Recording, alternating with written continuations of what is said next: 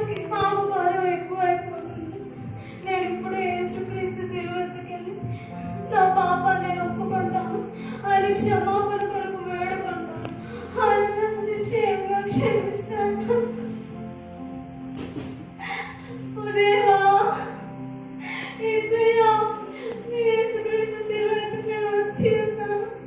దేవా, నేను చిన్నతనం నుండి నేను ఎన్నో పాపాలు చేశాను, ఎంతో వేషధారిగా జీవించానయ్యా. నన్ను క్షమించండి, నన్ను క్షమించండి దేవా.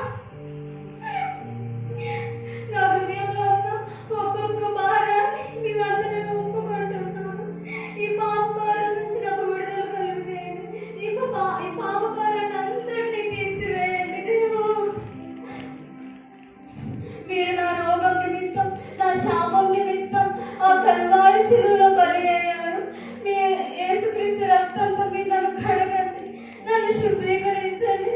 ఈ పాప భారం నుంచి నాకు విడుదల కలుగజేయండి యేసయ్యా.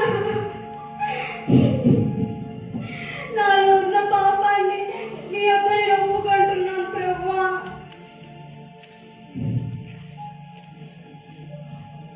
నాలో ఉన్న దొంగతనాన్ని తీసివేయండి.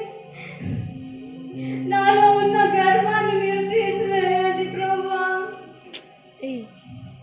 నాలో ఉన్న అబద్ధాల నుంచి నాకు విడుదల కలుగజేయండి అయ్యా. నాలో ఉన్న కక్షలను తీసివేయండి. నాలో ఉన్న అసూయను తీసివేయండి. నాలో ఉన్న కోపాల నుంచి నాకు విడుదల కలుగు చేయండి ప్రభువా.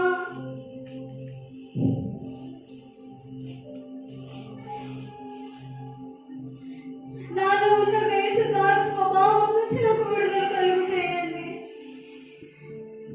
నాలో ఉన్న జాగ్రత్తలను తీసివేయండి. నాలో ఇంకా అనేక పాపములు ఉన్నాయి ప్రభువా. వాటన్నిటి నుంచి నాకు విడుదల కలుగు చేయండి దేవా. ఈ పాప భారాన్ని అంతటినీ తీసివేయండి దేవా. నన్ను క్షమించు ప్రభువా, నన్ను క్షమించు దేవా. కుమారుడా, ధైర్యముగా ఉండును. నేను నీ పాపమును తొలగించి క్షమించి ఉన్నాను. నా సమాధానాన్ని నీకు ఇచ్చుచున్నాను.